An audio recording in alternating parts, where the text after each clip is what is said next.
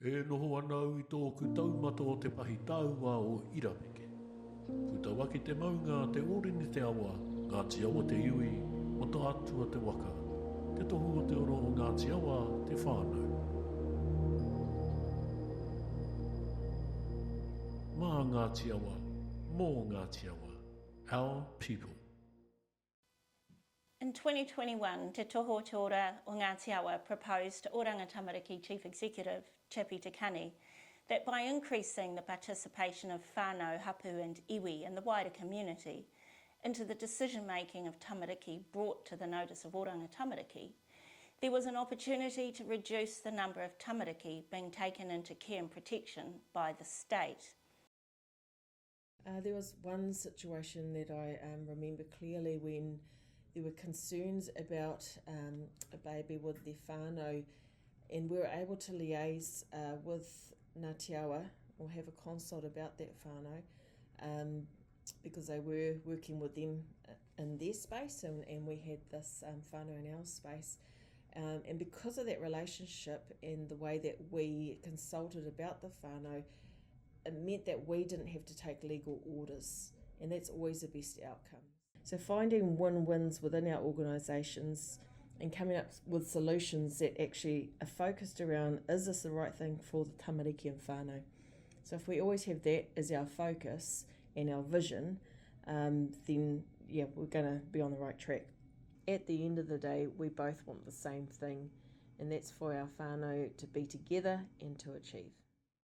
By localising the initial response, a quicker and more effective range of community supports for tamariki and whānau will be in place, no matter the urgency level. This approach sits outside of the current system, is based within the community, will result in all ROCs receiving a response relevant to the level of need, gets the right support to tamariki and whānau early, shifts the power and control from Oranga Tamariki to the community, leaving responsibility for statutory notifications with Oranga Tamariki.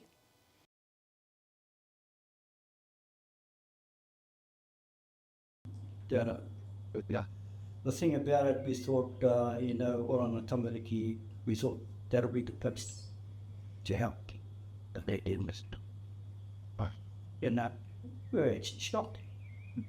And they just turned around and went against us on what we tried to, get help.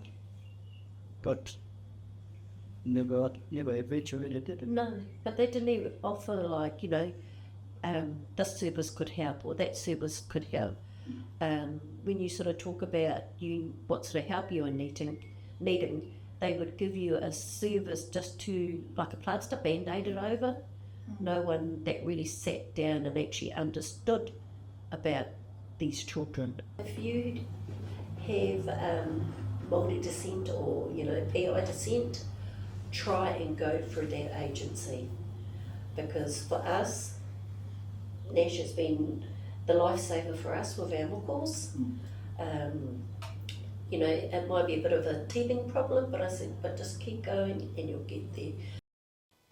The key principles of this model are: safety of the child is paramount. Tamariki wellbeing is intrinsically linked with the wellbeing of whānau, hapu, iwi and the community, who are best placed to meet their needs. All whānau are supported as needed with a focus on existing strengths and without judgment.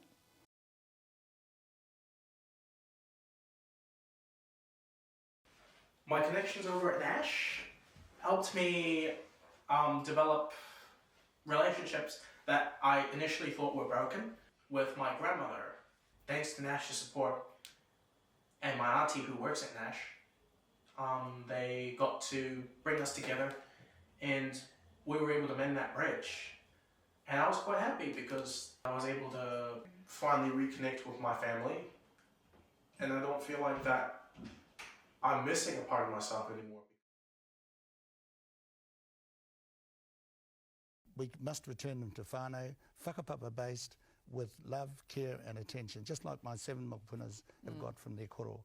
I want that same livelihood, and I want that same approach to be in families across Aotearoa.